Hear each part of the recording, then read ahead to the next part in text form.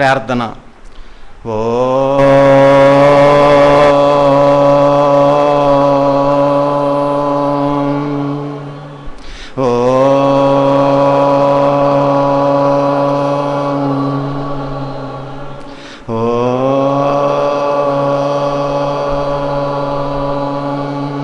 గురుర్బ్రహ్మా గురుర్విష్ణు గురుర్దేవో మహేశ్వరః గురు సాక్షాత్ పరబ్రహ్మ తస్మై శ్రీ సద్గురువే నమః.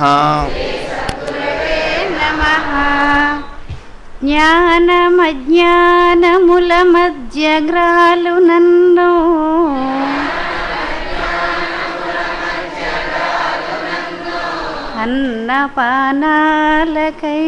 అన్నపానాలకయ్యంగలార్చు నన్ను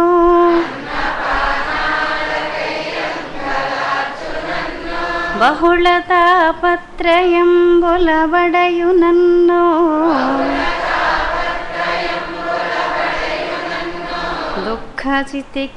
దుఃఖచితికింధనంబునై దొరలు నన్ను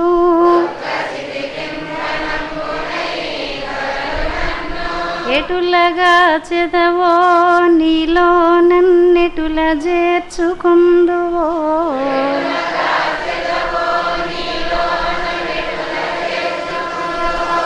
దేవా నేను నీయందే భారమాని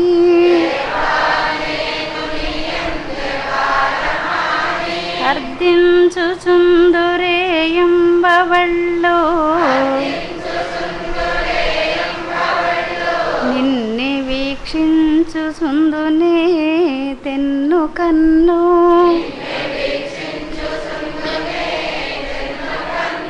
మలపి చూచిన నీ రూపే తెలియచుండు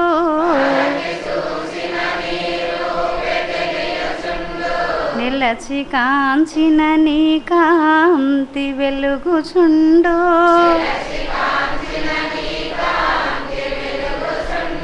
వెలసి చూచిన నీ పేరే పలుకుచుండు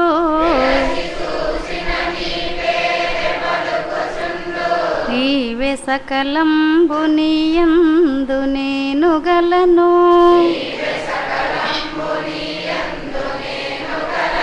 వెడల జాలని పాతాళ వీధులందు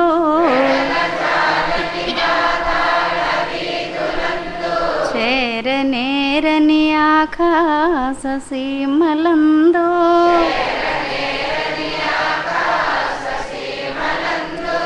ప్రాకనోపని జలధి గర్భములయందు నీవేయున్నావు నాయందు నీవు లేవే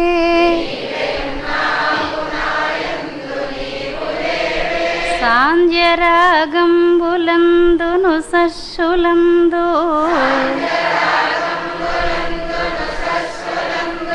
ఇసలయంబుల ఎర్రని ప్రసవములను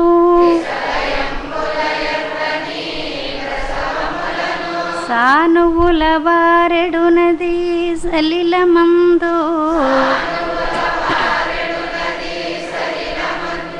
తరచునా గుండెలోని రక్తమును పిండి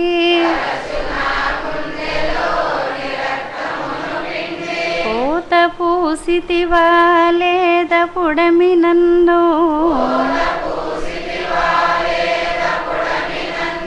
పెట్టు కష్టాలు నే లెక్క పెట్టు నెడలా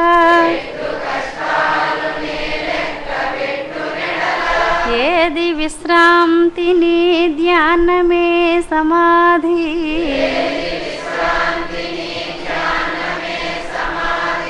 ఏది వ్యవధి నీ పూజయ భీష్ట సిద్ధి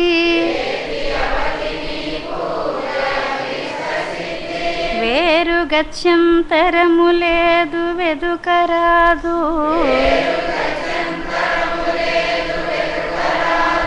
శాంతి గీతాలు పాడు శకుంతలములు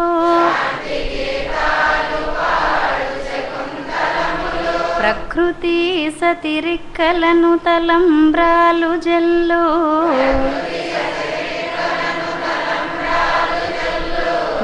నగములొగిలేచి నీ మహోన్నతికి మ్రొక్కు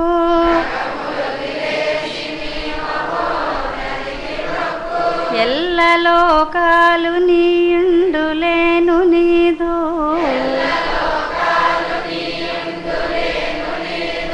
పాద సేవకునైననే పనికిరానే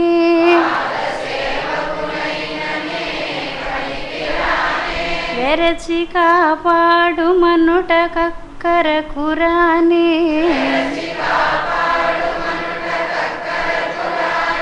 చూడు మీ నన్ననుటకు నోచుకొనలేదే రమ్మునాలో వసింపు మాలస్యమేలా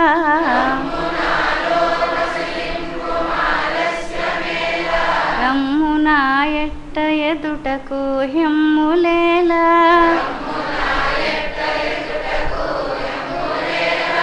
రేపను నది లేనే లేదు లేదు తండ్రి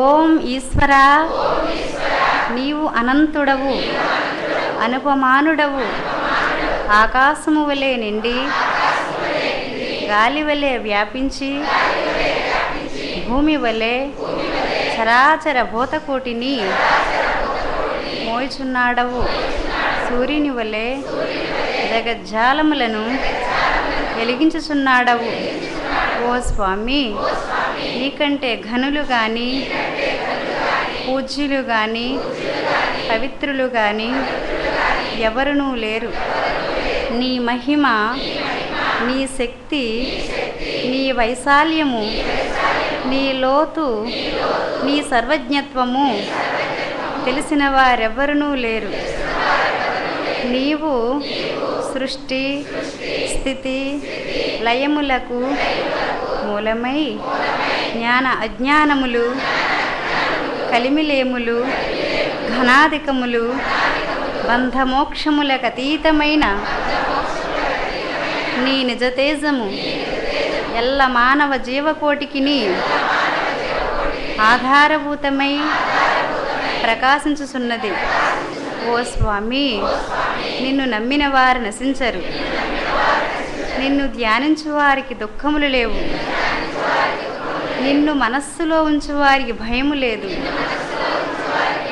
మేము పామరులము దీనులము నీవే దిక్కని నమ్మియున్న భక్తులము మా భారము కర్ణదారిని వలె నీపై వేసుకొని మమ్ము మాయ ఎందును పాపముల ఎందును హింసల ఎందును పోనీయక నీ త్రత్పదిపాదకంబైన మహావిశ్వమునందు సర్వదా నిలిపి నీ దయయను సర్వచేతనమున మమ్ము పునరుద్ధరించి మా కష్టములను తీర్చి మా అజ్ఞానమనే చీకటిని తొలగించి మా పొరపాట్లు మన్నించి మమ్మన్ని విధాలా కాపాడి సంరక్షించుము తండ్రి నీవు కరుణాళుడవు దయాళుడవు దీన రక్షకుడవు దేవాది దేవుడవు సచ్చిదానంద స్వరూపుడవు ఈశ్వరుడవు నీకు మా నమస్సు లగునుగాక నమస్తే నమస్తే నమస్తే నమః సహస్రశీర్షం దేవం విశ్వాక్షం విశ్వసంభవం యస్వం ఉషేనుషా సద్గురుం దేవమక్షరం పరమం పదం విశ్వతః పరమా నిత్యం విశ్వం ఉషేనుషా సద్గురుం హరిం విశ్వమే వేదం పురుషాస్తద్విశ్వముపజీపతిం పతిం దిస్వస్సాత్మేశ్వరగం శాశ్వతగం చిమమచ్యుతం ఉషేనుషా సద్గురు మహాజ్ఞేయం విశ్వాత్మానం పరాయణం ఉషేనుషా సద్గురు పరంజ్యోతిరాత్మా ఉషేనుషా సద్గురు పరః ఉషేనుషా సద్గురు పరం బ్రహ్మతత్వం ఉషేనుషా సద్గురు పరః ఉషేనుషా సద్గురు పరోద్యాత ధ్యానం ఉషేనుషా సద్గురు పరః యచ్చ కించిత్ జగత్సర్వం దృశ్యతే శ్రూయతేపి వా అంతర్బహిశ్చ తత్సర్వం వ్యాప్యం ఉషేనుషా సద్గురు స్థితః అనంతమవ్యయం కవిగం సముద్రేంతం విశ్వసింభువం పద్మకోశా ప్రతీకాసా ఉదయం చాప్యదో ముఖః అదో నిశ్యావితస్యాం తేనాభ్యాం పరితిష్టతి జ్వాలమాలాకులం భాతి విశ్వసాయతనం మహత్ సంతతగం చిలాభిస్తులం వత్స్యాకోశసన్నిపం అస్యాం తే సుశిరగం సూక్ష్మ తస్మిస్ సర్వం ప్రతిష్ఠితం తస్య మధ్యే మహానగ్నిర్విశ్వాసోర్శ్వతో ముఖః స్వాగ్రభుగ్విభజన్నిష్టన్నాహారమజరకవిః తీర్యగోర్ధ్వమదస్సాయిరస్మయే సస్య సంతతః సంతాపయతి స్యం దేహమాపాదతలమస్తకః అస్య మధ్యే వైనిషిక అనియోర్దాయవస్థితః నీలతో యదమజ్జుస్త విజ్జుల్లేకేన వాస్వరః నీవారశోకవత్వన్వింతిదావా సత్సణోపమా తస్య శిఖాయా మధ్యే శ్రీ ఉషేనుషా సద్గురు వ్యవస్థితః ఓం సబ్రహ్మ ఓం సశివ ఓం స అరిచ్చేంద్ర శ్రీ ఉషేనుషా సద్గురు పరబ్రహ్మ సోక్షరం పరమేశ్వరాత్ రాజాదిరాజాయ ప్రసహ్య సాహినే నమో వయం వై శ్రవణాయ కుర్మహే సమే కామాన్ కామకామాయ మహ్యం కామేశ్వరో వై శ్రవణో దదాతు కుబేరాయ వై శ్రవణాయ మహారాజాయ నమః ఓం తద్బ్రహ్మ ఓం తద్వాయుః ఓం తదాత్మా ఓం తత్సత్యం ఓం తత్సర్వం ఓం తత్పురో నమః అంతఃసరతి భూతేషు గుహాయాం విశ్వమూర్తిషు త్వం యజ్ఞస్త్వం వశస్కారస్త్వం ఇంద్రస్త్వం రుద్రస్త్వం విష్ణస్త్వం బ్రహ్మత్వం ప్రజాపతిః త్వం తదాప ఆపో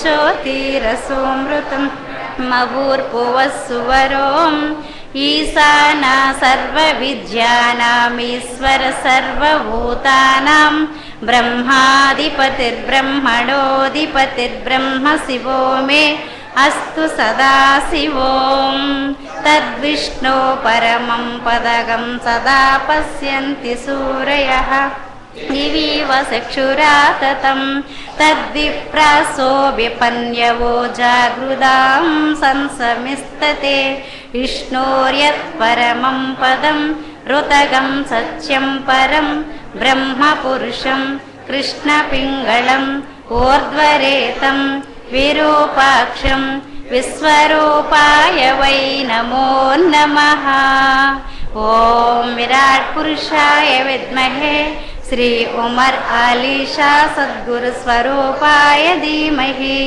తన్నో శ్రీ ఉమర్ అలీ షా సద్గురు ప్రచోదయాత్ ఓం విరాట్ పురుషాయ విద్మహే శ్రీ ఉషేనుషా సద్గురు స్వరూపాయ ధీమహి తన్నో శ్రీ ఉషేనుషా సద్గురు ప్రచోదయాత్ ఓం విరాట్ పురుషాయ విద్మహే మొహియద్దీన్ బాదుషా సద్గురు ప్రచోదయాయ ధీమహి తన్నో శ్రీ మొహియద్దీన్ బాదుషా సద్గురు ప్రచోదయాత్ ఆకాశాత్ పతితం తోయం యథా గచ్చతి సాగరం సర్వదేవ నమస్కారః శ్రీ సద్గురుమూర్తి ప్రతిగచ్చతి. ఓం శాంతి శాంతి శాంతి. సభ్యులంతా కూడా ఎక్కడ వారు అక్కడే నిశ్శబ్దంగా కూర్చోవలసిన విజ్ఞప్తి. మేము ఈ సెల్ ఫోన్స్ అన్నీ కూడా స్విచ్ ఆఫ్ చేసుకోవాల్సిందిగా విజ్ఞప్తి చేస్తున్నాం. అనుభవాలు చెప్పాలనుకున్నటువంటి ఒక సభ్యులు మాత్రం వేదిక ఎడమ భాగంలో కూర్చోవలసిందిగా విజ్ఞప్తి. ఒకరు మాత్రమే అవకాశం ఉంది. అనుభవం చెప్పాలనుకున్నటువంటి వారు ఒకరు వేదిక ఎడమ భాగంలో కూర్చోవలసిందిగా మనవి.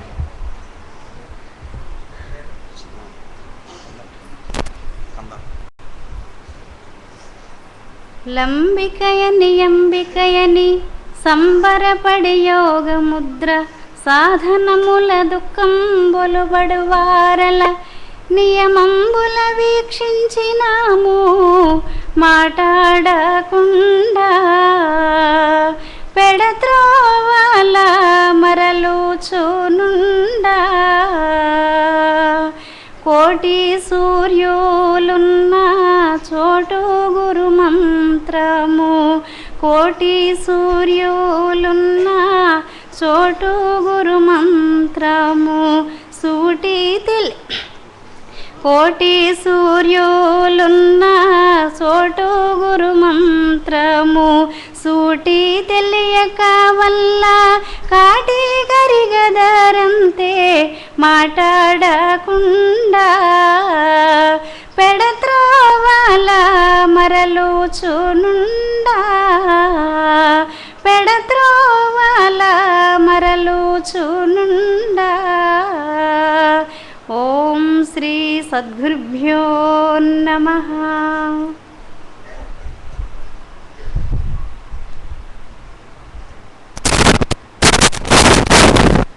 శ్రీ శ్రీ శ్రీ విశ్వ విజ్ఞాన విద్య ఆధ్యాత్మిక చక్రవర్తులకు సాష్టాంగ నమస్కారములు.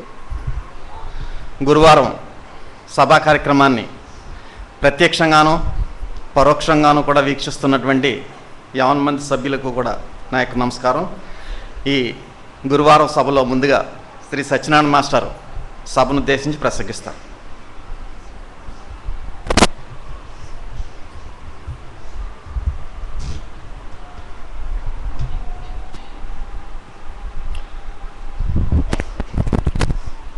శ్రీ శుభాకార మహనీయ సేవ్య దివ్య భవ్య కళ్యాణ గుణ కరుణావ్యయుండవు ఆదిదేవుండవకిల లోకైకుడీవే కలుసగత వేషభూష కైలలీష అవతరింపుము బ్రహ్మ జీవాత్మ జగము ఈశ్వరాకాశమాయల నిర్ణయించు శతకరత్నంబురచయంతు శ్రద్ధతోడ కలుషగత వేషభూష కైలలీష.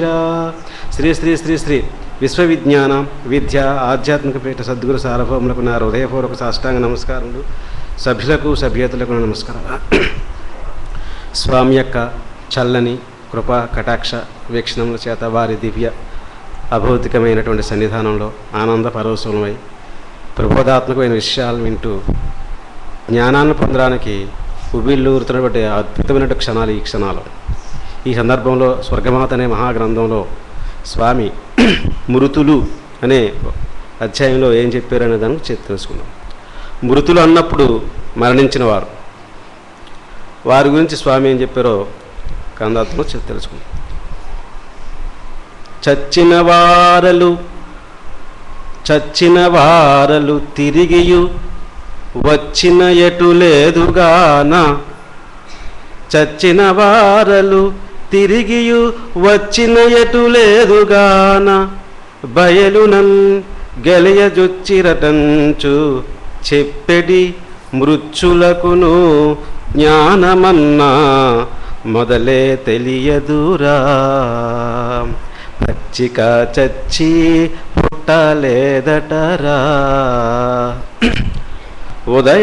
ఉదయాస్తమానముల ఉర్వి జచ్చుసు పుట్టు నిధి తెలిసితే భ్రాంతి వదలిపోవును లేదా మొదలే తెలియదురా పచ్చిక చచ్చి పుట్టలేదటారా. ఈ సృష్టిలో దేహాన్ని ధరించినటువంటి ప్రతి జీవికి కూడా ఏదో ఒకనాడు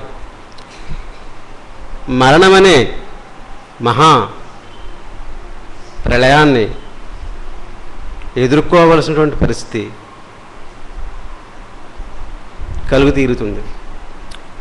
మరణాన్ని ప్రతి ఒక్కరు కూడా, ప్రతి జీవి కూడా, దేహాన్ని ధరించినట్టు ప్రతి జీవి కూడా మరణం అనే దాన్ని పాల్పడవలసి ఉంటుంది.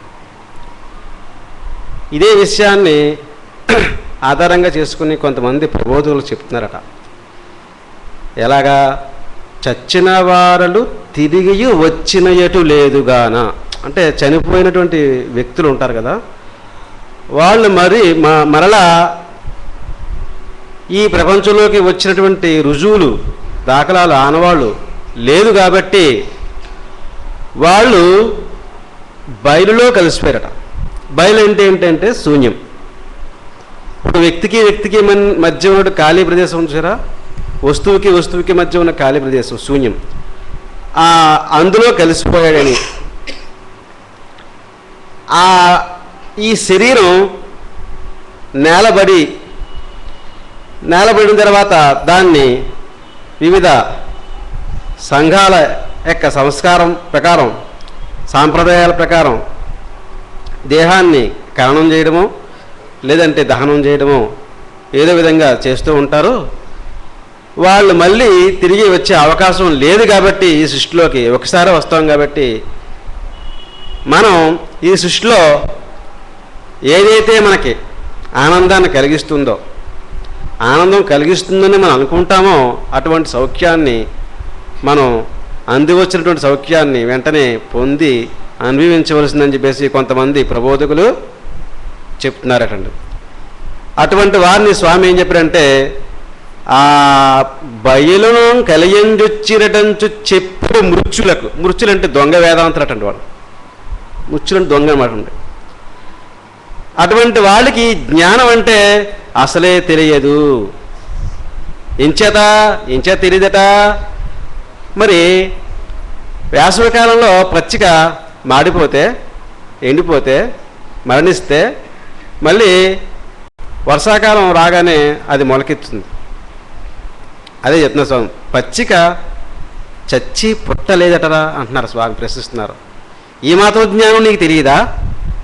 ఇటువంటి విషయాన్ని కాకుండా నువ్వు మరుగుపెట్టి జనాల్ని ప్రలోభపెట్టి నీవు పబ్బం గడుపుకొని నీవు ఈ జనాల్ని మోసం చేయడానికి ప్రయత్నం చేస్తున్నావా అని చెప్పేసి స్వామి వారిని దండిస్తున్నారు స్వామి.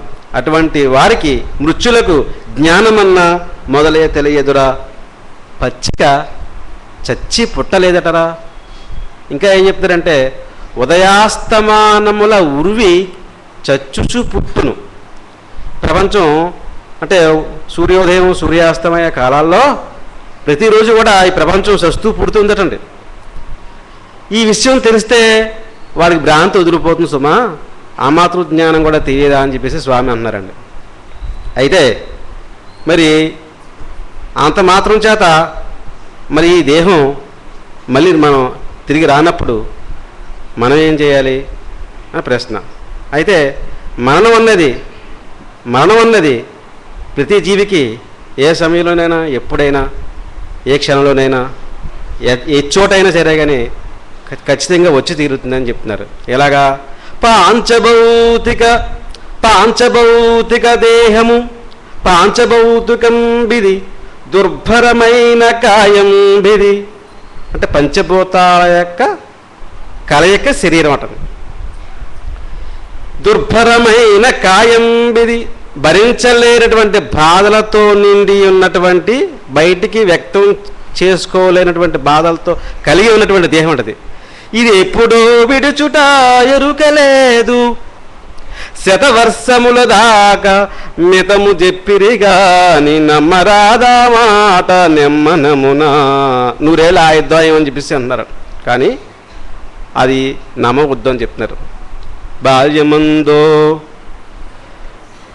మంచి ప్రాయమందో ముదిమి ఎందు లేక ముసలి ఎందు, బాల్యంలోనూ మంచి ప్రాయం, మంచి వయసు వచ్చినటువంటి ప్రాయంలోనూ, మధ్య వయసులోనూ, లేదంటే ముసలికాలం, ఊరనో అడవినో ఉదక మధ్యమునను, ఊళ్ళోనూ అడవి ప్రదేశాల్లోనూ ఎక్కడో, లేదంటే నీటి వల్ల, ఎప్పుడో ఏ వేళ ఏ క్షణంబో మరణమే నిశ్చయము. ఖచ్చితంగా మరణం అనేది కృష్ణ భగవానుడు కూడా చెప్పి ఉన్నారండి. జాతిస్య మరణం ద్రవం, పుట్టినవాడు ఖచ్చితంగా మరణించి తీరతారని చెప్పేసి. మరణమే నిశ్చయము బుద్ధిమంతుడైన దేహమున్నంతలో మిమ్ము తెలియవలయు. జ్ఞానం కలిగిన వాళ్ళైతే మతిమంతులై పుణ్య గతికే యత్నించుట, మతిమంతులై పుణ్య గతికై యత్నించుట సతము శాశ్వత పదము, ఇతర మీదైనాను గతులు లేవు. అంచేత మనం ఈ దేహం ఉండగానే ఇల్లు చక్క పెట్టుకోవడానికి సామెత ఉంది కదా, ఆ విధంగానే ఈ దేహం ఉన్నంతలోనే యథార్థమైనటువంటి సద్గురువుని ఆశ్రయించి మన జన్మని సాధక్యం చేసుకోవాల్సిందిగా స్వామి తెలియజేస్తున్నారు. స్వామికి నమస్కారం.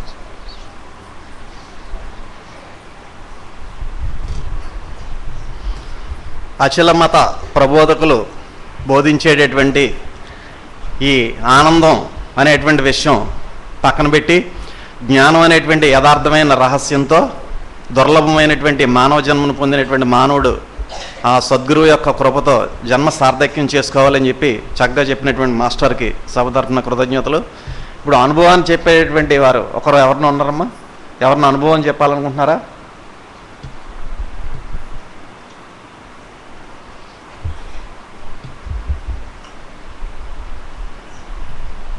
స్వామి యొక్క సందేశాన్ని అత్యంత భక్తి శ్రద్ధలతో వినాల్సిందిగా మనవి. అందరూ కూడా సెల్ ఫోన్స్ స్విచ్ ఆఫ్ చేసుకోవాల్సిందిగా విజ్ఞప్తి.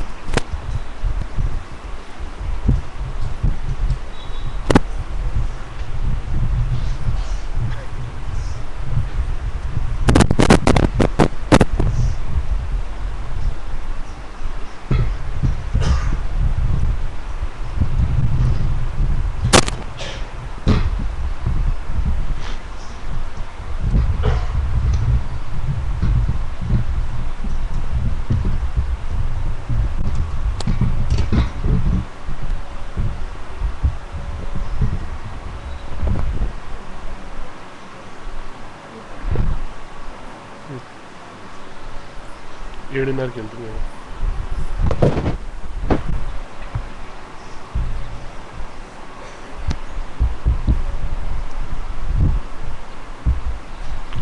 శ్రీ విశ్వ విజ్ఞాన విద్యా ఆధ్యాత్మిక పీఠ సభా సభ్యులకు, సభ్యేతరులకు, పరోక్షంగా ఈ కార్యక్రమాన్ని వీక్షిస్తున్నటువంటి సభ్యులకు నా హృదయపూర్వక మనస్సుభాంజలు.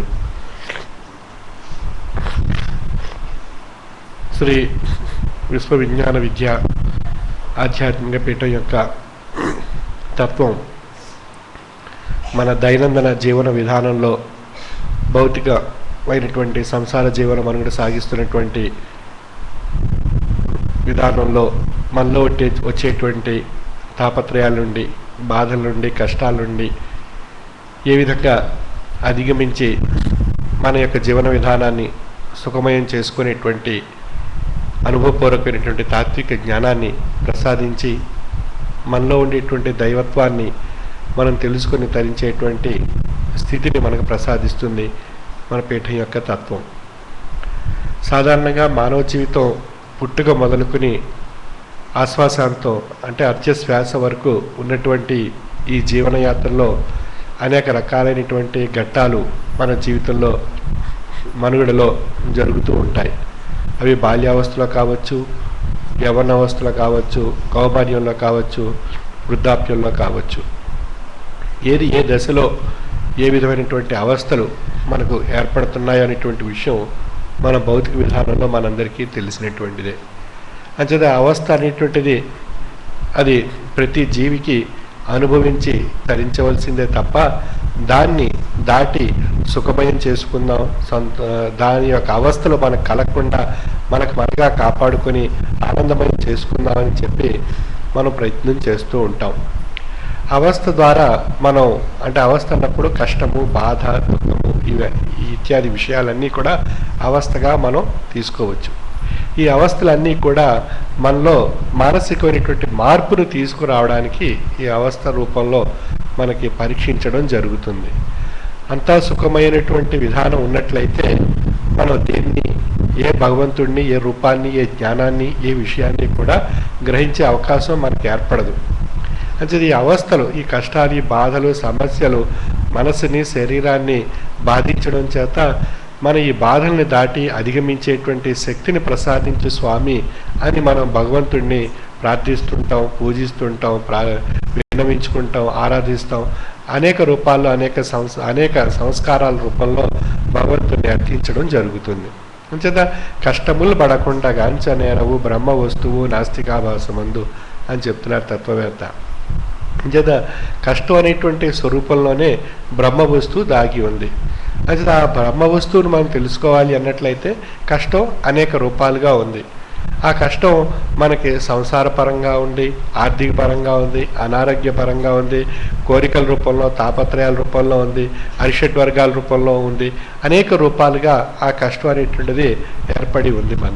అది ఆ కష్టాన్ని మనం అధిగమించేటువంటి శక్తిని ప్రసాదించు స్వామి అని చెప్పి మనం ఆ భగవంతుడిని మనం ప్రార్థించినట్లయితే ఆ భగవంతుడు ఆ కష్టాన్ని అధిగమించేటువంటి జ్ఞానాన్ని మనకు ప్రసాదిస్తాడు. అంటే మన జ్ఞానం చేత మన ఆ కష్టంలో ఉండేటువంటి బాధ మనకు తెలియబడుతుంది. మనకు మేధాశక్తిలో ఉండేటువంటి ఆ మేధాశక్తి కానీ స్తంభించిపోయినట్లయితే ఏ కష్టం, ఏ బాధ, ఏ సమస్య ఏది కూడా మనకు అంటదు.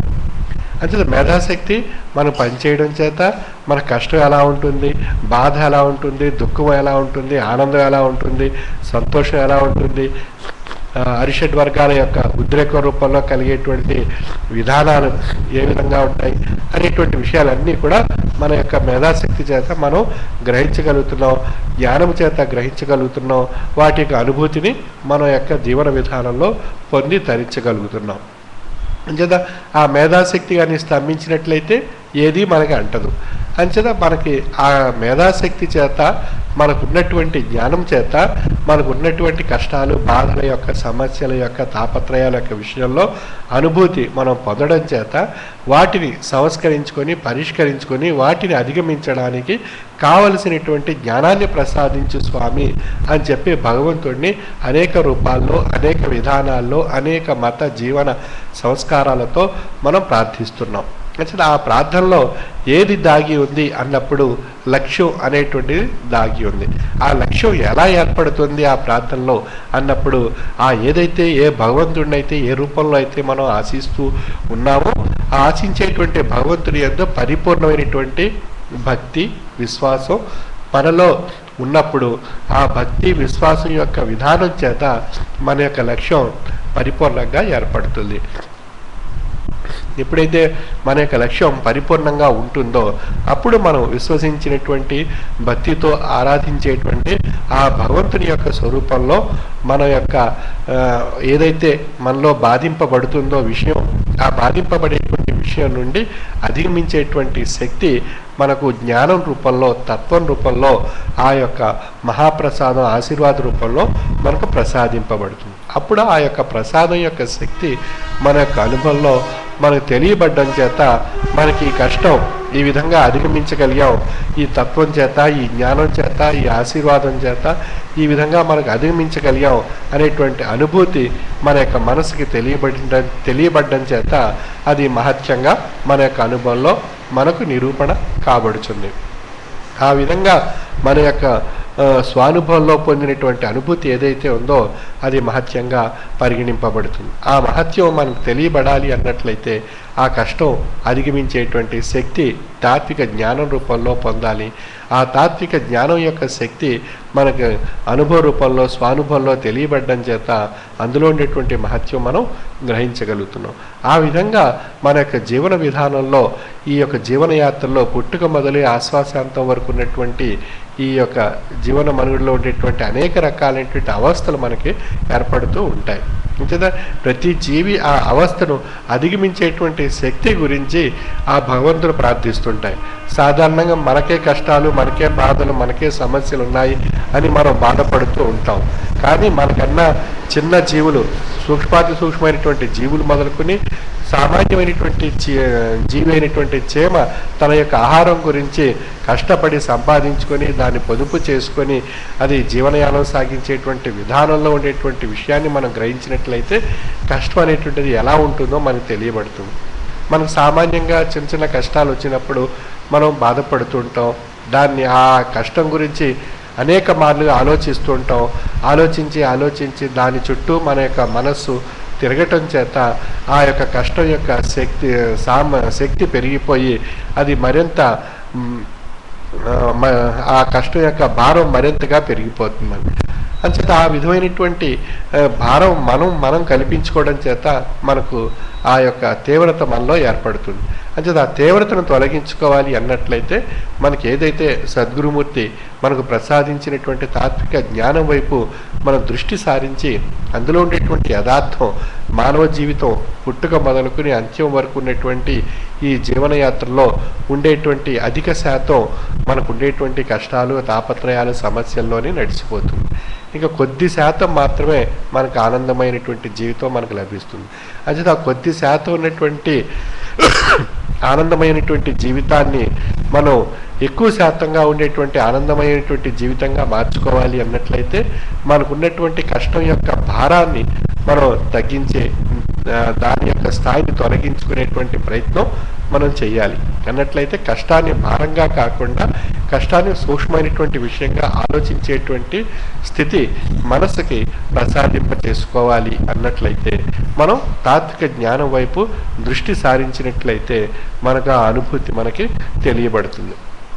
ఆ విధంగా మన యొక్క జీవన విధానంలో మనం అలవర్చుకున్నట్లయితే మనం ఎన్నో సమస్యలను మనం పరిష్కరించుకోవడానికి అవకాశం ఉంటుంది. ప్రతి జీవికి సమస్యలు లేకుండా ఉండవు, కష్టాలు లేకుండా ఉండవు, దుఃఖాలు లేకుండా ఉండవు, బాధలు లేకుండా ఉండదు, కోరికలు లేకుండా ఉండదు. అంచేత అన్ని విషయాలు మనకు సమస్తమైనటువంటి విషయాలు మనలో ఏర్పడుతూ ఉంటాయి. వాటినన్నిటినీ పరిష్కరింపచేసుకునేటువంటి శక్తి, సామర్థ్యత, జ్ఞానము చేత మేధాశక్తికి మనం పొందేటువంటి విషయాన్ని గ్రహించాలి. అప్పుడు మనం ఆ తాత్విక జ్ఞానం యొక్క శక్తి మన యొక్క దైనందిన జీవన విధానంలో వచ్చేటువంటి ఆ విషయాలను ఏ విధంగా అధిగమించాలి అనేటువంటి స్వశక్తితో కూడినటువంటి తాత్విక ఆలోచన విధానం మనలో ఏర్పడినప్పుడు మన యొక్క అనుభవంలో ఏ విషయాన్ని ఏ విధంగా అధిగమించాలనేటువంటి విషయం పరిజ్ఞానం మనకు తెలియబడుతుంది. అంచేత మనకు తాత్విక జ్ఞానం వైపు మన యొక్క దృష్టి సారించినట్లయితే మనలో మన యొక్క మనసులో ఏర్పడేటువంటి ఆలోచన శక్తి కూడా తాత్వికమైనటువంటి ఆలోచన శక్తి మనకి ఏర్పడుతుంది. ఆ తాత్వికమైనటువంటి ఆలోచన శక్తి ఒక రోజులో ఏర్పడేది కాదు. కేవలం అది ఆధ్యాత్మిక గ్రంథ పఠనం చేత దినదినాభివృద్ధి అయి అది ఒక స్థాయికి చేరితే కానీ అప్పుడు మనకు తాత్వికమైనటువంటి ఆలోచన శక్తి మనకి ఏర్పడదు. అంచేత ప్రాక్టీస్ మేక్స్ మ్యాన్ పర్ఫెక్ట్ అనేటువంటి ఒక సామెత ఉంది. నిరంతరం శ్రమించి సాధన చేసినటువంటి వారికి అందులో ఉండేటువంటి యథార్థమైనటువంటి శక్తి సాధన ద్వారా పొంది ధరించడం చేత అప్పుడు పరిపూర్ణమైనటువంటి వ్యక్తిత్వంగా తెలియబడతాడు అనేటువంటి అర్థాన్ని ఇస్తుంది. ఆ విధంగా మనం పరిపూర్ణమైనటువంటి వ్యక్తిత్వంగా పరిణామం చెందాలి అన్నట్లయితే తాత్వికమైనటువంటి జ్ఞానాన్ని మనం సద్గురువుని ఆశ్రయించి మనం పొందాలి. ఎందుకంటే తత్వం పొందడం వల్ల ఏం లబ్ధి పొందుతాము, మా కోరికలు, మా కష్టాలు, మా అన్ని సమస్యలు తీరిపోతాయా అని చెప్పి మనం ప్రశ్నించుకున్నట్లయితే ఆ కష్టాలు, కోరికలు, సమస్యలు అనేటువంటివి ఏ విధంగా నివారింపజేసుకోవాలి, ఏ విధంగా అధిగమించాలి, ఏ విధంగా వాటిని సంస్కరించుకోవాలి, పరిష్కరించుకోవాలి అనేటువంటి విషయం తాత్విక జ్ఞానము చేత మనకు తెలియబడుతుంది. కోరికలు అనేటువంటివి అవి అది మించి ఆ కోరికకు మించి ఆశించినటువంటి దశకు మించి కోరిక యొక్క స్థాయి పెరగకుండా దాన్ని స్థాయిపరచుకునేటువంటి శక్తి కూడా తాత్విక జ్ఞానం చేత మనకు తెలియబడుతుంది. ఉదాహరణ దురాశ దుఃఖానికి చేయటం అనేటువంటి ఒక సామెత ఉంది. అంటే ఆశ ఎంతవరకు ఉండాలో ఆ పరిధి దాటినట్లయితే అది దురాశ అవుతుంది, చివరికి అది దుఃఖానికి దారి తీస్తుంది. అంచేత మనం ఏం చేస్తాం, ఈరోజు స్వామి మనకి కడుపు నిండా భోజనం పెట్టాడు, భోజనం చేసాం, మరుసటి రోజు మనకి ఇంకా కావాలని ఆశిస్తాం, రెండు పూట్ల భోజనం చేస్తుంటాం, తర్వాత 3 పూటలు అంటాడు, తర్వాత నాకు ఈ ధనం కావాలి, ఆ ధనం కావాలి, ఈ సమర్థం కావాలి అని అనేక రకాలైనటువంటి ఆశలు అది పుడుతూ ఉంటాయి. అది జనించి అది ఆయా రకాలైనటువంటి అవస్థలకు గురి చేయడానికి ప్రయత్నం చేస్తుంటాయి మనస్సుని. అంచేత మనస్సు దానికి అనుసరించి ప్రయాణం చేస్తూ ఉంటుంది. వాటికి కట్టడి చేసేటువంటి శక్తి కావాలి మనకి ఆ శక్తి ఉంటేనే వాటిని కట్టడి చేయగలుగుతాం. ఆహారం తింటేనే మనం పని చేయగలుగుతాం. ఆహారం తినకుండా కొంతకాలం పాటు ఉన్నట్లయితే ఏ పని మనం చేయలేం. దేనివల్ల నీరసం వస్తుంది.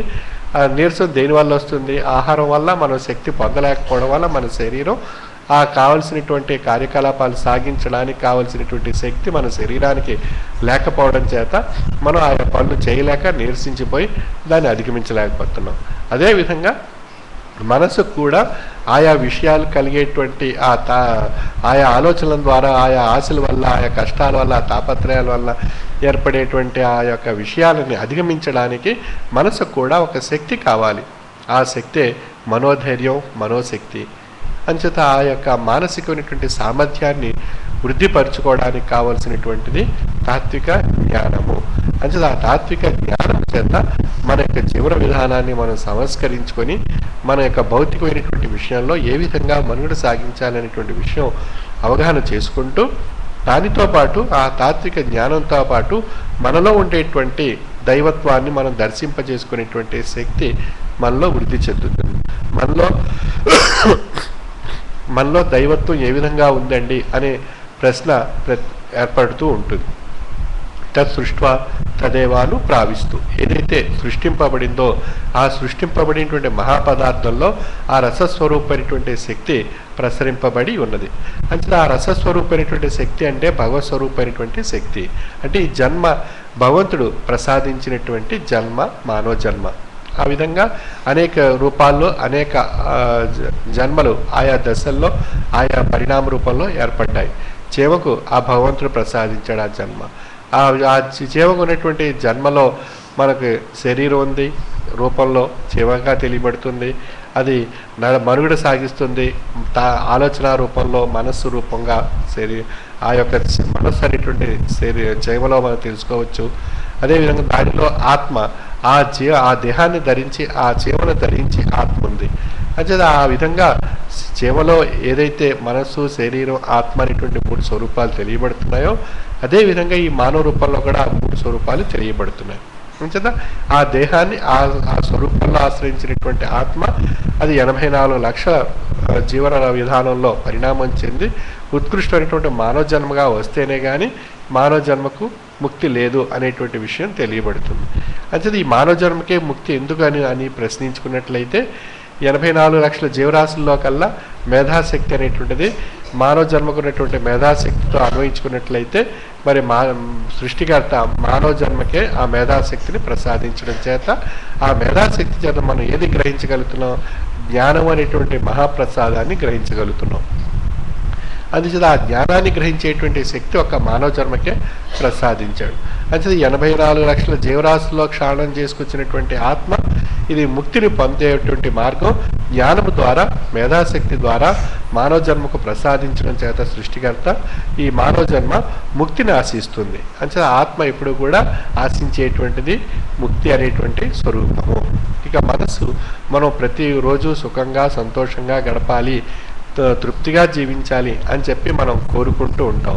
ఆ మనసు కోరుకునేటువంటి తృప్తి అనేటువంటి స్వరూపం కూడా తాత్విక జ్ఞానం చేత మనం మన యొక్క దినచర్యలో ఆధ్యాత్మిక గ్రంథ పఠనం చేత ఆ తృప్తి అనేటువంటి ప్రసాదం మనకు లభిస్తుంది.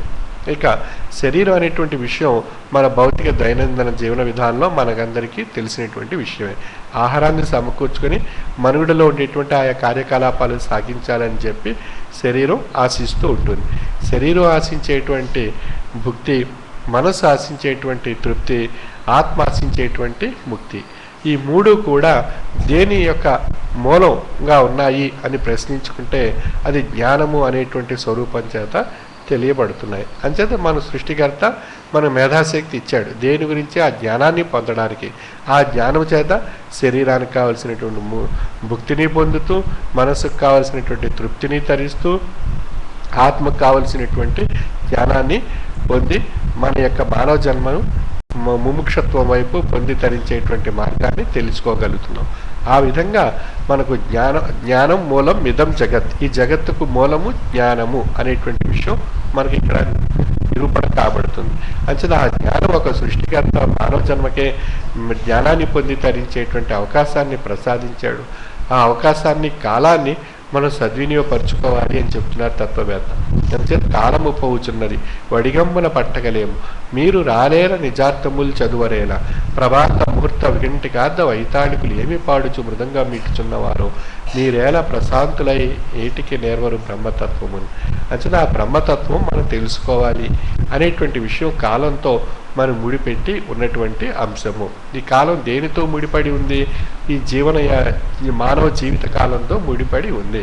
అంచేత పుట్టుక మొదలుకొని అంత్యశ్వాస వరకు, అంటే చివరి శ్వాస వరకు ఉన్నటువంటి ఆ కాలం, మృత్యు ఆపాదింపబడేటువంటి ముందు వరకు ఉన్నటువంటి పుట్టుకతో ప్రారంభమైనటువంటి విధానంలో ఏదైతే కాలంగా మన యొక్క మానవ జీవన విధానంలో ఆ యొక్క వ్యక్తిత్వానికి నిరూపణ కాబడుతుందో ఆ యొక్క కాలాన్ని సద్వినియోగపరుచుకున్నట్లయితే బ్రహ్మతత్వం ఈ మానవ జన్మలో తెరించి పొందేటువంటి అవకాశం జ్ఞానము ద్వారా తెలియబడుతుంది అని చెప్తున్నారు తత్వవేత్త. అంచేత ఆ జ్ఞానాన్ని పొంది తరింపజేసుకునేటువంటి కాలాన్ని సద్వినియోగపరచుకోవాలి అని చెప్తున్నారు తత్వవేత్త.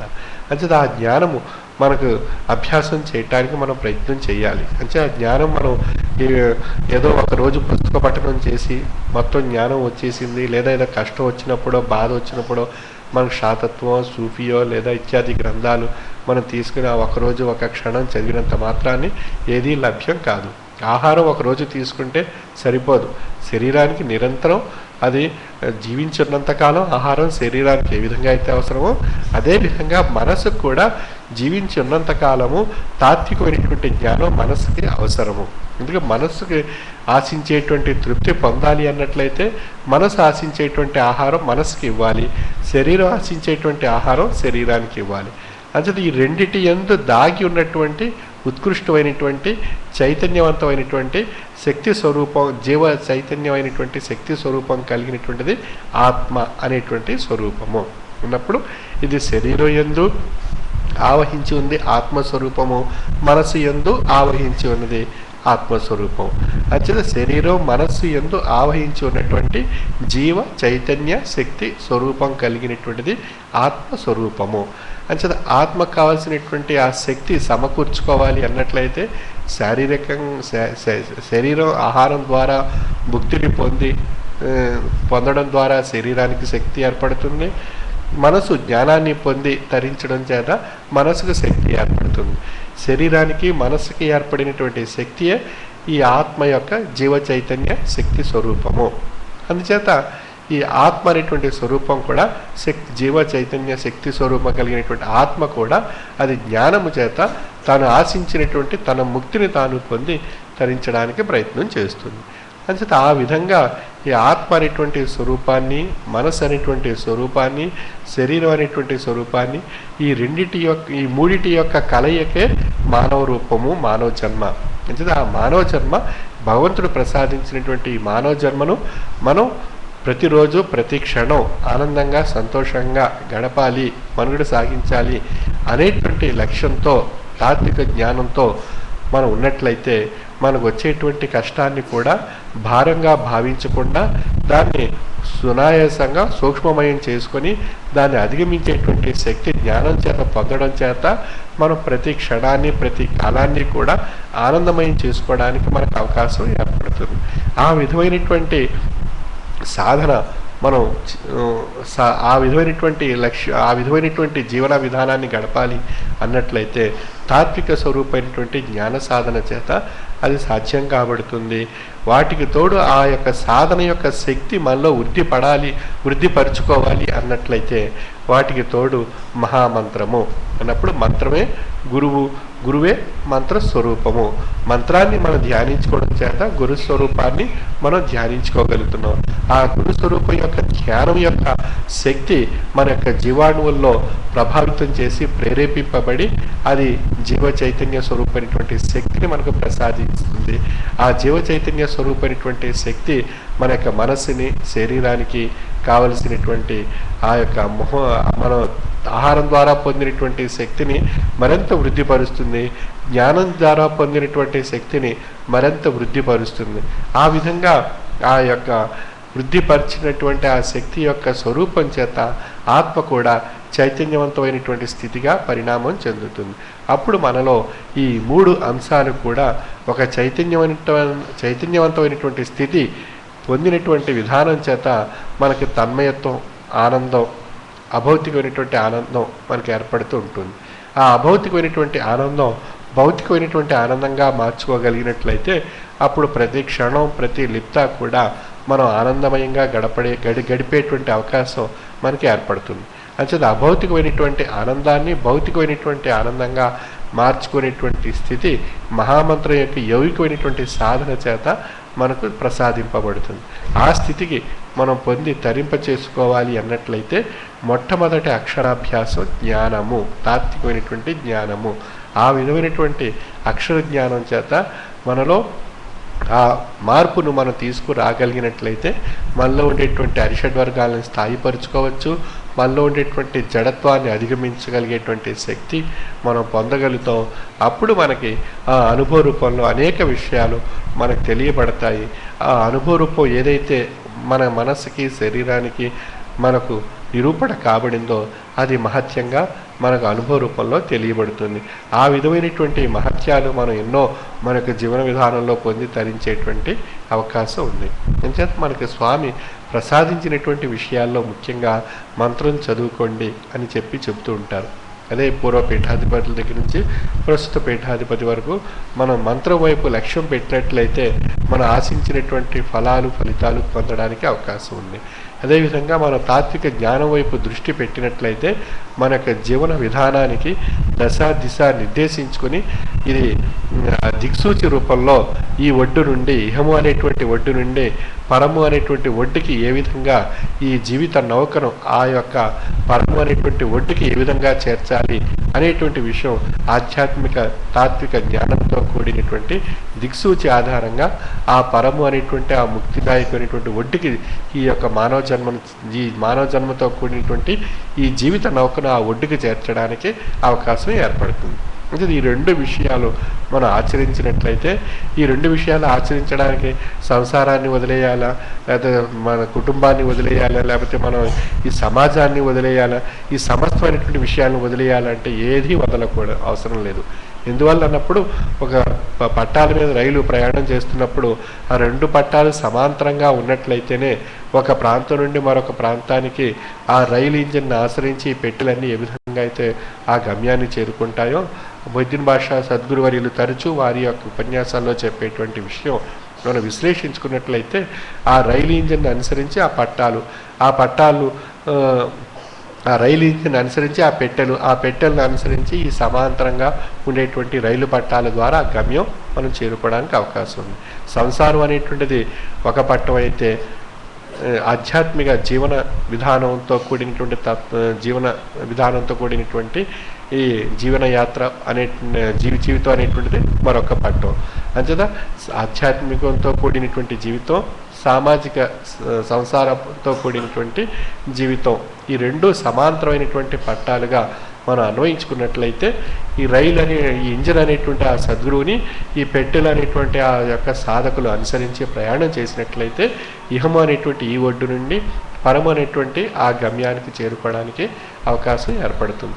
అందులో ఏ ఒక్క పట్టము ఎక్కువ తక్కువలు ఉన్నా కూడా ఆ పెట్టె పడిపోయేటువంటి అవకాశం ఉంది. అంచేత మనం సంసార ధర్మాన్ని అనుసరిస్తూ ఆధ్యాత్మిక జీవన విధానాన్ని అనుసరిస్తూ ప్రయాణం చేసినట్లయితే ఆ గమ్యాన్ని చేరుకోవడానికి అవకాశం ఉంది. సంసారాన్ని త్యజించి సాధన చేసినట్లయితే దానివల్ల మోక్షం కన్నా నష్టం ఒక జీవికి తను ఆశ్రయించినటువంటి తన తోటి వారిని బాధించి సాధన చేయడం జరుగుతుంది. అంచేత తన తోటి వారిని బాధించకుండా తాను సంసారంలో ఒక పాత్రగా, ఒక వ్యక్తిత్వంగా పరిగణింపబడుతూ అందులో ఉండేటువంటి కష్టాలు, బాధలు, సమస్యలు, సంసారంలో ఉన్నప్పుడే కష్టాలు ఉంటాయి, బాధలు ఉంటాయి, సమస్యలు ఉంటాయి, కోరికలు ఉంటాయి, ఆశాజనికమైన విషయాలు ఉంటాయి, అరిషడ్ వర్గాలు ఉంటాయి. ఇవన్నీ కూడా ప్రతి క్షణం, ప్రతి లిప్త కూడా ఆ యొక్క సాధనలో పరీక్షిస్తూ ఉంటాయి. అంచేత ప్రతి క్షణం కూడా మనం చేసేటువంటి సాధనకు పరీక్ష ఏర్పడుతుంటుంది. ఆ సాధనలో, ఆ పరీక్షలలో మనం ఉత్తీర్ణత చెందే కొద్దీ మనం స్థాయి పెరుగుతూ ఉంటుంది మన యొక్క సాధనలో. అంచేత ఆ పరీక్షింపబడాలి అన్నట్లయితే సంసారంలోనే ఈ పరీక్షలన్నీ ఉంటాయి. కష్టాలు ఉంటాయి, సమస్యలు ఉంటాయి, తాపత్రయాలు ఉంటాయి, సంసారపరంగా ఉండేటువంటి విషయాలన్నీ మన మానవజంలో మనందరికీ తెలిసినటువంటివే. అవన్నీ అందరూ పరీక్షింపబడతారు. సామాన్య జీవి అయినటువంటి సామాన్య మానవుడు మొదలుకొని ఉత్కృష్టమైనటువంటి తాత్విక జ్ఞానాన్ని పొంది తరింపచేసుకునేటువంటి తత్వవేత్త వరకు ప్రతి ఒక్కరూ కూడా ఇవన్నీ పరీక్షింపబడుతూనే ఉంటారు ప్రతి క్షణం కూడా. అంచేత తత్వవేత్త పరీక్షింపబడరు, వారికి అన్నీ పొందగలిగారు అని మనం భావించిన అవసరం లేదు. అంచేత వారికి తగ్గ స్థాయిలో వారు పరీక్షింపబడుతుంటారు, సామాన్యుడు వారికి తగ్గ స్థాయిలో వారు పరీక్షింపబడుతుంటారు. అంచేత కాలం ఎవరినీ విడిచిపెట్టదు. మొయిద్దీన్ బాషా సద్గురు అని ఒక పద్యంలో చెప్పేవారు, జీవరహస్యముల చేరేడు త్రోవలు మూసివేసి ఈ రాక్షసి ఈ కాలం అనేటువంటి రాక్షసి ప్రతి ఒక్కరిని పరీక్షిస్తూనే ఉంటుంది ప్రతి క్షణం కూడా. అంచేత మనం ప్రతి క్షణం కూడా ఆ యొక్క కాలం చేత పరీక్షింపబడుతూ ఉంటాం. అంచేత ఆ పరీక్షింపబడేటువంటి కాలం అనేక రూపాలుగా ఉంటుంది, అనేక రకాలుగా ఉంటుంది.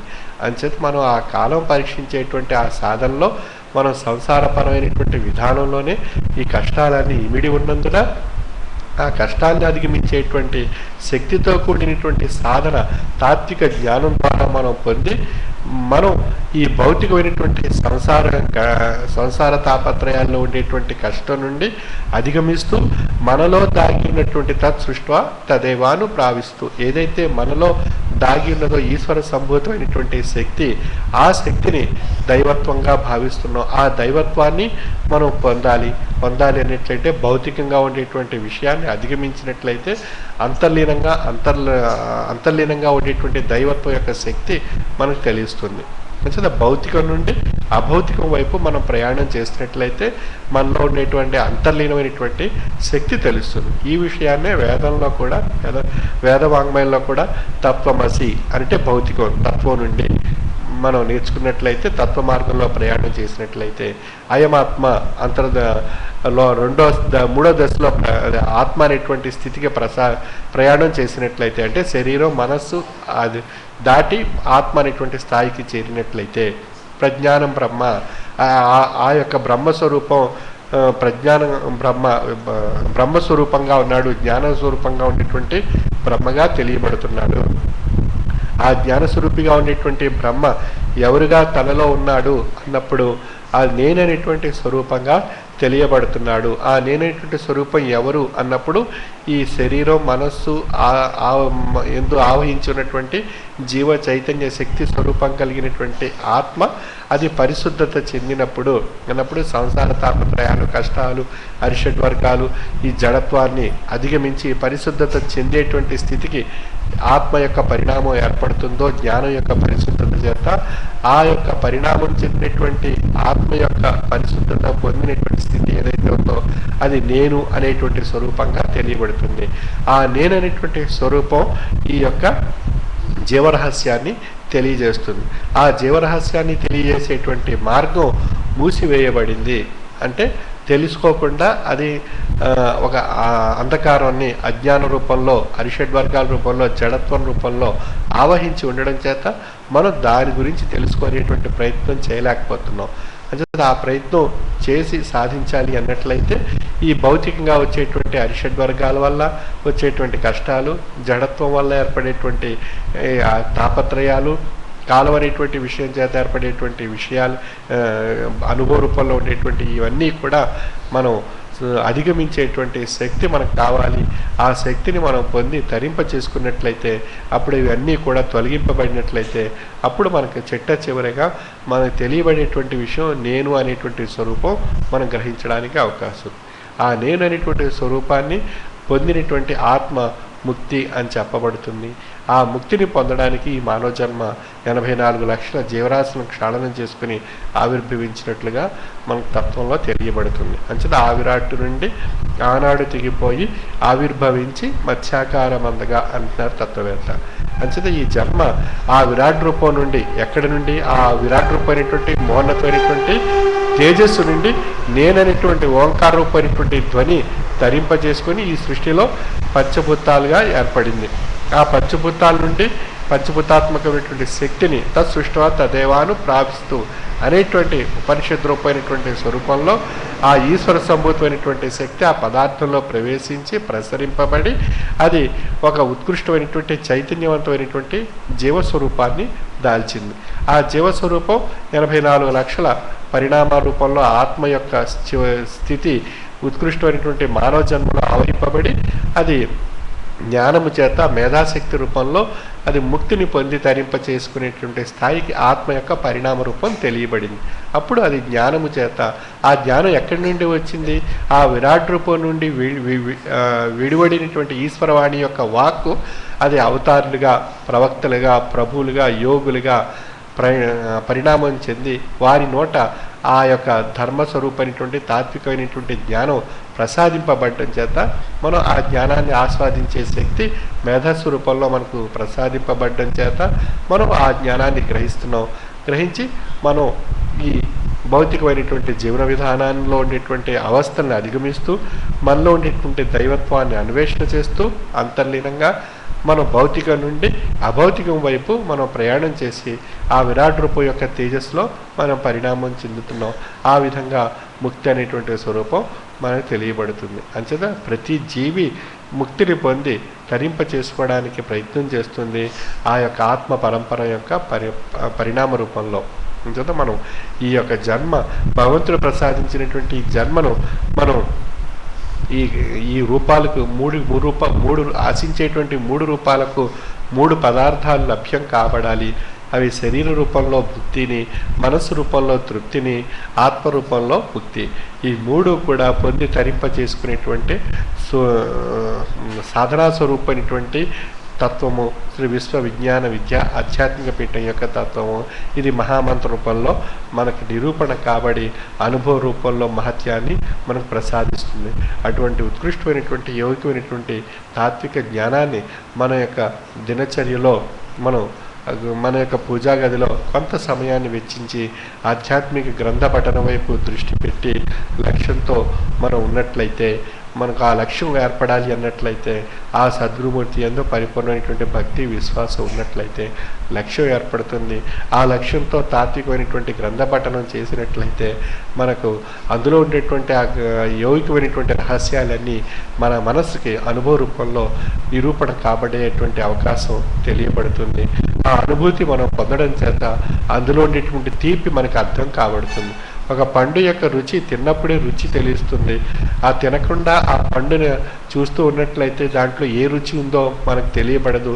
దృష్టికి మాత్రం అందంగా కనిపించవచ్చు పండు, కానీ అందులో తీయదనం ఉందా, వగరుందా, పుల్లదనం ఉందా అనేటువంటి విషయం మనకు తెలియబడదు.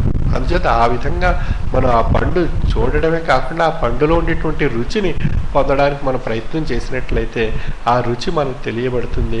ఆ రుచి యందు మనకు పవిత్రమైనటువంటి లక్ష్యం ఉన్నప్పుడు అది ఎంతో తీపిగా అమృతంగా ఉండేటువంటి పదార్థంగా మనకు తెలియబడుతుంది. అటువంటి తీపిని మన యొక్క జీవన విధానంలో పొందుతూ తరిస్తూ స్వామి యొక్క కృపకు పాత్రలు కావాల్సిందిగా నా యొక్క మనవి.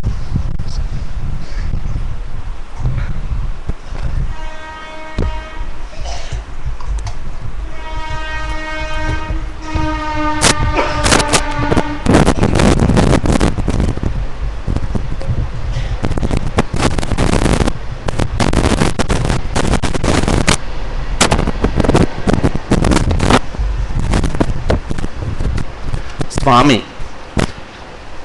ప్రబోధించినటువంటి ఆ దివ్య జ్ఞానామృతాన్ని మన దైనందిన జీవితంలో కొంతకాలాన్ని వెచ్చించి మననం చేసుకోవడం ద్వారాను, సద్గురు ప్రబోధిత మహామంత్రాన్ని మననం చేసుకోవడం ద్వారాను కూడా కొన్ని వేల కోట్ల జీవాణువుల్లో జీవచైతన్య శక్తి ప్రవేశింపబడి శరీరానికి భుక్తికి లోటు లేకుండాను, మనస్సుకు తృప్తికి లోటు లేకుండాను, ఆత్మకు ముక్తిని ప్రసాదించి జీవాత్మ పరమాత్మ స్వరూపంగా పరిణామం చెందేటటువంటి మానవ జన్మకి సార్థక్యత కల్పిస్తారు సద్గురువర్యులు. అదే కాకుండా ఏదైనా సరే కష్టాలు, ఆపదలు, అనారోగ్యాలు ఏ వచ్చినప్పటికీ కూడా వాటి యొక్క బాధని మనకి తెలియనివ్వకుండా ఉండేటటువంటి శక్తి మనం పొందగలుగుతాం ఈ మహామంత్రం ద్వారా. అందుచేత రావని కాదండి, ఆపదలు వస్తాయి, కష్టాలు వస్తాయి, బాధలు వస్తాయి, కానీ వాటిని తట్టుకునేటటువంటి శక్తిని ప్రసాదించేటటువంటి మహోత్కృష్టమైనటువంటి మహామంత్రాన్ని స్వామి మనకి ఉపదేశిస్తున్నారు. రేపు కార్తీక పౌర్ణమి మహాపుణ్యకాలంలో నవంబర్ 17వ తేదీ ఆదివారం, ఆ రోజున కార్తీక పౌర్ణమి పుణ్యకాలంలో ఉదయం 9 గంటలకి సభకు విచ్చేసినట్లయితే మహామంత్రం పొందాలని ఆసక్తి కలిగినటువంటి వారికి ఆ రోజున స్వామి మహామంత్రాన్ని ఉపదేశిస్తారు. ఆ మహామంత్రం ఉదయం 11 సార్లు చదువుకోవడం ద్వారా రాత్రి పడుకునేంత వరకు కూడా మన దైనందిన జీవితంలో ఎదురయ్యేటటువంటి మనం నిర్వర్తించేటటువంటి కార్యక్రమాలన్నీ కూడా విజయవంతం అయ్యేటటువంటి శక్తిని, అదేవిధంగా రాత్రి పడుకోబోయే ముందు 11 సార్లు మహామంత్రం చదువుకోవడం ద్వారా ఉదయం లేచేంత వరకు కూడా ఎటువంటి దుష్ట శక్తులు, దుస్వప్నాలు, పీడకాలు, దెయ్యాలు, భూతాలు వేటి యొక్క ప్రభావం కూడా మన మీద పడదు. ఆ విధంగా 24 గంటలు కూడా స్వామి సంరక్షణలో ఉండడం. అటువంటి మహామంత్రాన్ని పొందాలనుకున్న వారు ఎవరైనా ఉన్నట్లయితే నవంబర్ 17వ తేదీ కార్తీక పౌర్ణమి పుణ్యకాలంలో ఉదయం 9 గంటలకి మన పిఠాపురం కొత్త ఆశ్రమం చిత్రాడ గేట్ దగ్గర ఉన్నటువంటి ఆ ఆశ్రమం దగ్గరికి వచ్చి స్వామి నుండి మహామంత్రాన్ని పొందవలసిందిగా విజ్ఞప్తి. అదేవిధంగా స్వామి మనకి ఈ జ్ఞానామృతాన్ని ఉపదేశించేటటువంటి మరొక మార్గం తత్వజ్ఞానం అనేటువంటి మాసపత్రిక మీ అందరికి కూడా తెలుసు. అదేవిధంగా పీఠాధిపతుల చేత రచింపబడినటువంటి గ్రంథాలు, వాటిలో ప్రతిరోజు కూడా కొంత సమయాన్ని వెచ్చించి మనం ఆ సద్గ్రంథ పఠనం చేసినట్లయితే మనం ఆత్మజ్ఞాన స్వరూపిగా పరిణామం చెందగలుగుతాం. మనస్సు బలీయం అవుతుందన్నమాట. మనస్సు ఎప్పుడైతే బలీయమైందో ఏ కార్యక్రమం అయినా సరే విజయవంతం అయ్యేటటువంటి శక్తి మనకి లభిస్తుంది. అదేవిధంగా స్వామి ఇంకా మనకి ఏం చెప్తున్నారంటే సేవా కార్యక్రమాలు నిర్వర్తించమంటున్నారు. Umarali star rural development trust ద్వారా అనేక సేవా కార్యక్రమాలను మనం నిర్వర్తించుకుంటున్నాం. అటువంటి సేవా కార్యక్రమాల్లో కూడా మనం భాగం పంచుకున్నట్లయితే మానవ సేవయే మాధవ సేవ అని మనకు తెలియబడుతుంది. కాబట్టి ఆ మానవ సేవ మన స్వామి నిర్ధారించినటువంటి Umarali star rural development trust కార్యక్రమాల్లో సేవా కార్యక్రమాల్లో పాల్గొనవలసిందిగా మనవి. అదేవిధంగా రేపు కార్తీక పౌర్ణమి సభలో కూడా ఎవరైనా ఏదైనా సేవా కార్యక్రమంలో మీరు పాల్గొనాలనుకున్నట్లయితే డాక్టర్ ఆనంద్ గారు ఇక్కడే ఉన్నారు, సెక్రటరీ, వారిని సంప్రదించి ఈ యొక్క సేవా కార్యక్రమాల్లో పాల్గొనవలసిందిగా విజ్ఞప్తి చేస్తున్నాం. తర్వాత మనకి ఈ యొక్క ఆధ్యాత్మిక కమిటీ అనేటువంటిది ఒకటి ఏర్పాటు చేశారు స్వామి. మనం ప్రతి ఒక్కరు కూడా ఈ ఆధ్యాత్మిక జ్ఞానాన్ని అలవర్చుకోవడానికి అవకాశం ఇచ్చేటటువంటి మహోన్నతమైన కమిటీ ఇది. డిసెంబర్ 14-15 తేదీల్లో మనం ఒక 10 నిమిషాలు ఉపన్యాసం చెప్పేటటువంటి అవకాశాన్ని స్వామి ఇస్తున్నారు. కాబట్టి మీలో ఎవరైనా సరే ఏ టాపిక్ అయినా సరే మీ ఇష్టం, మన పీఠాధిపతుల యొక్క గ్రంథాలు కానీ, తత్వజ్ఞానం కానీ, లేదంటే మీకు నచ్చినటువంటి ఏదైనా సరే విషయం ఒక 10 నిమిషాలు మాట్లాడగలిగేటటువంటి విధంగా తయారవ్వండి. డిసెంబర్ 14-15 తేదీల్లో ఉంటుంది. దానికి మీరు పేర్లు ఎవరికైనా ఇవ్వాలనుకున్నట్లయితే ఇక్కడ సత్యనారాయణ రాజు గారు ఉన్నారు. మీ పేరు, మీ సెల్ నెంబరు, మీ ఏ టాపిక్ చెప్పాలనుకుంటున్నారో ఇచ్చినట్లయితే మీరు డిసెంబర్ 14-15 తేదీలకి మరలా రెండోసారి చెప్పడం ఉండదు. పేర్లు ఇచ్చినటువంటి వారందరూ కూడా ఉదయం 8 గంటలకల్లా ఇదే ఆ పూజా మందిరానికి రావాలి. తర్వాత మనకి రేపు శనివారం నాడు 19వ తేదీన స్వామి యొక్క టూర్ ప్రోగ్రాం లచ్చిపాలెం ఉదయం 10 గంటల నుంచి 11:30 వరకు నుండి. లచ్చిపాలెం అంటే యానం దగ్గర ఉందండి. అలా నేమాం అంటే ఇక్కడ మన కాకినాడకి పక్కన ఉంది. మధ్యాహ్నం 2 గంటల నుంచి 3 గంటల 15 నిమిషాల వరకు. తర్వాత చోడుపిల్లిపేట అంటే అక్కడ మనకి సముద్రపొడిన రవణక్కపేట దగ్గరగా ఉందండి. చోడుపిల్లిపేట సాయంకాలం 4 గంటల నుంచి 5:30 గంటల వరకు.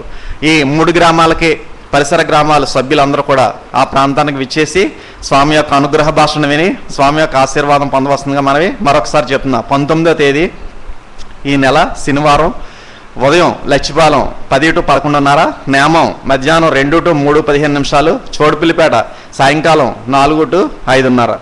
ఈ కార్యక్రమాల్లో అందరూ కూడా స్వామి కార్యక్రమానికి విచ్చేసి స్వామి యొక్క ఆశీస్సు పొందవలసిందిగా మనవి.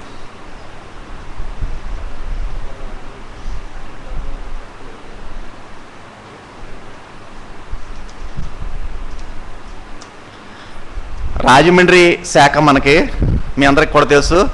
ఆ రాజమండ్రి శాఖ వారు, మన పీఠం రాజమండ్రి శాఖ వారు 20వ తేదీ అక్టోబర్ 20వ తేదీ ఈ నెల ఆదివారం సాయంకాలం 3 గంటలకి ఒక ఆధ్యాత్మిక సభని ఏర్పాటు చేశారు. దానికి మన స్వామి అధ్యక్షత వహిస్తారు. మన సభా సంచాలకులు బహుభాషావేత్త కథాసుధానిధి శ్రీ మహీధర్ రామశాస్త్రి గారు, అదేవిధంగా ఆ సభలో ఉపన్యాసం చెప్పేవారు శ్రీ పెన్మత్స సత్యనారాయణరాజు గారు, తర్వాత ఉపన్యాస అంశం బ్రహ్మ విద్యా విలాసం డాక్టర్ ఉండాలిష తాత్విక ప్రతిభ అనే అంశం మీద రాజమండ్రి ఆశ్రమ శాఖలో మనకి ఏర్పాటు చేయబడిందండి. అవకాశం ఉన్నటువంటి వారు సభ చూద్దాం అనుకున్నటువంటి వారు వెళ్ళవలసిందిగా విజ్ఞప్తి. ప్రతి నెల ఈ విధంగా ఒక ఆదివారం నాడు ఉంటుందండి రాజమండ్రిలో. అలా వచ్చే నెల ఏముంటుంది అనేది మరలా మనం చెప్పుకుందాం. ఈ నెల మాత్రం 20వ తేదీ ఆదివారం సాయంకాలం 3 గంటలకి, మధ్యాహ్నం 3 గంటలకి బ్రహ్మ విద్యా విలాసం డాక్టర్ ఉండాలిష తాత్విక ప్రతిభ అనే అంశం మీద ఏర్పాటు చేయండి. దీనికి సంబంధించిన ఇన్విటేషన్స్ మనకి సత్యనారాయణ రాజు గారిని కానీ లేదా అక్కడ గ్రంథ మండలిలో కానీ అడిగి తీసుకోవాల్సిందిగా విజ్ఞప్తి.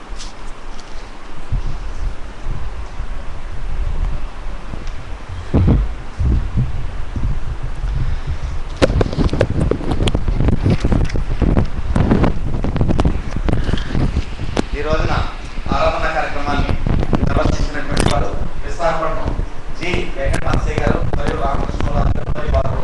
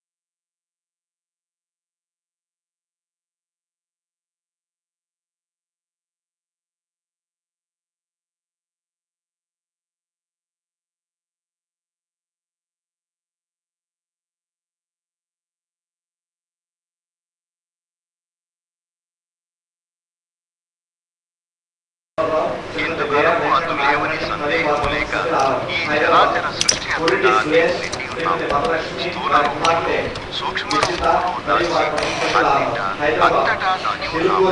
నా దోషమరించగా, నా యందు పక్షపాతము చూపగా, నా రక్షకుడిగా నాపై దాక్షిణ్యము చూపు, నాపై తీర్చుకోవచ్చు, నాపై జాలి చూపించు, నాకొక దారి చూపించు. శ్యామకుల రామకృష్ణ గారు హైదరాబాద్, హరి ఉమామహేశ్వర రెడ్డి గారి కుమారులు ఉమా నాగవరప్రసాద్ రెడ్డి, ఉమాలక్ష్మి వరప్రసాద్ రెడ్డి మరియు ఆర్ చంద్రబాబు మొగల వెంకటేష్ గారికి ఐఐటి నూజివీడులో సీట్ వచ్చిన సందర్భంలో మొగల అప్పారావు శ్రీమతి రామలక్ష్మి మరియు కేదిమాము కొండపల్లి రాము శ్రీమతి మరియు నెల్లూరు ఉమా సత్యం శ్రీమతి లక్ష్మీ వెంకటరామయ్య గారి కుమార్తె ఉమా శ్రీలక్ష్మి మరియు కార్తీక పౌర్ణమి నాడు కూడా మీరు ఎవరైనా ఆరోగ్యం చేయించుకోవాలని ఆసక్తిలోనట్లయితే నవంబర్ 17వ తేదీ ఇక్కడ అమ్మవారి కలిసి మీరు ఏ విధంగా ఆరోగ్యం చేయించుకోవచ్చో చేసుకోవాల్సిన విజ్ఞప్తి. కార్తీక పౌర్ణమి మహాపుణ్యకాలంలో ఆరోగ్యం చేయించుకోవాలనుకున్నటువంటి వారు అమ్మవారి గారు కానీ లేదా సత్యనారాయణ గారు కానీ లేదా అమ్మవారి గారు కానీ చేసుకోవాల్సింది మనం.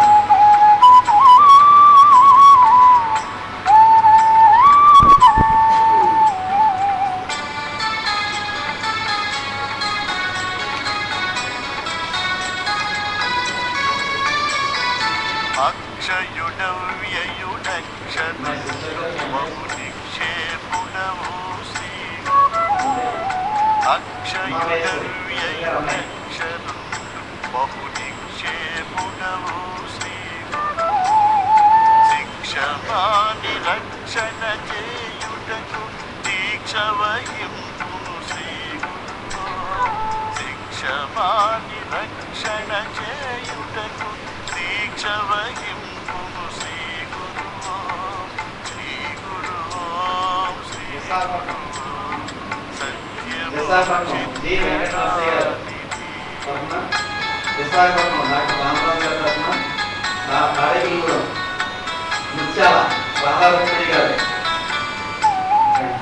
భీమవరం లక్ష్మీ పార్వతి గారు, మినమరాజు లక్ష్మీ పార్వతి గారు, హైదరాబాద్ నందు శశికళ గారు, కన్నవల్లి సుల్లెపు కుసుమ్ గారు, కొత్తపేట నెరిసిమల్లి వీరరాఘవన్ గారు, కెనడా శ్రీమతి శ్రీలక్ష్మి గారు, వెంకట శ్రీలక్ష్మి గారు, తిరుపతిలో శ్రీమతి వీర వెంకట నాగమణి గారు, హైదరాబాద్ శ్రీమతి వరలక్ష్మి గారు, హైదరాబాద్ శిరీష గారు, మల్లిపాడు ధనలక్ష్మి గారు, ఎర్రశెట్టి ధనలక్ష్మి గారు, విశాఖోడేరు సభ్యుల తరఫున శ్యామంతుల వరలక్ష్మి గారు, హైదరాబాద్ ఉమాలక్ష్మి వరప్రసాద్ రెడ్డి గారు, ఆర్ చంద్రపాలెం ఐఐటీలో ట్రిపుల్ సీట్లు వచ్చినటువంటి వాళ్ళ వెంకటేశ్వర కేజీ మాత్రం నోరకం గారు, వంటకల్ నోరకం గారు, నెల్లూరు శ్రీమతి లక్ష్మీ గంగారాణి గారు,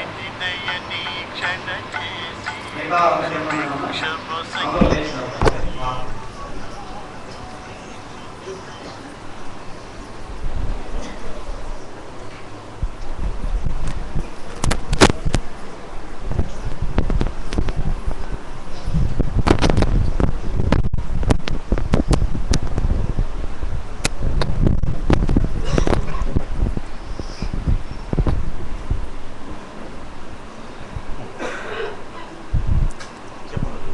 हारती जय जय हारती श्री गुरुदेवा हारती जय जय हारती गैकोनुमु स्वामी हारती जय जय हारती नीराजनमुलुनी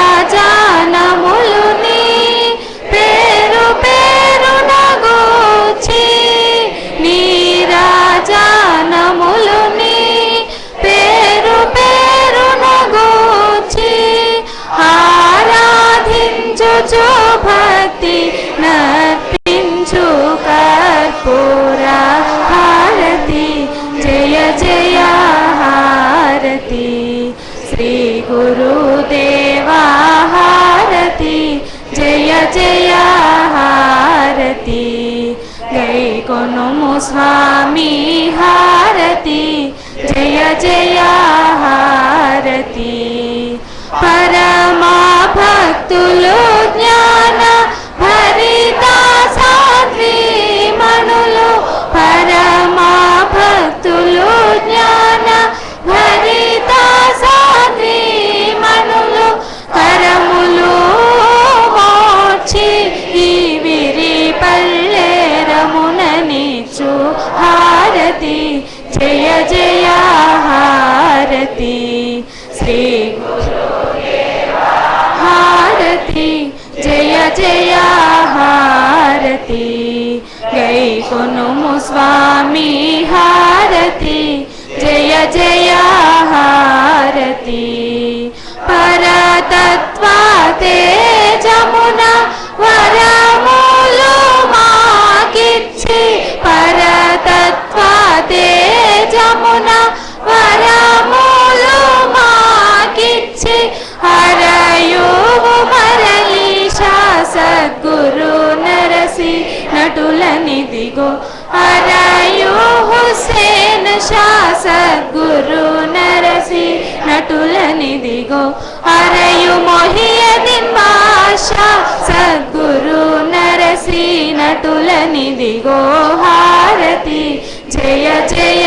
हारती श्री गुरुदेवा हारती जय जय हारती गैकोनुमु स्वामी हारती जय जय हारती हारती जय जय हारती हारती जय जय हारती ओम श्री सद्गुरुभ्यो नमः।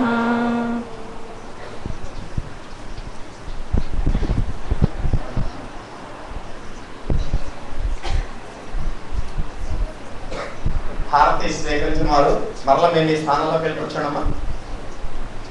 అందరూ కూడా మేము ఈ స్థానాల్లోకి వెళ్ళటం. అందరూ కూడా దయచేసి అంతా మేము ఈ స్థానంలోకి వెళ్ళి కూర్చోండి. అందరూ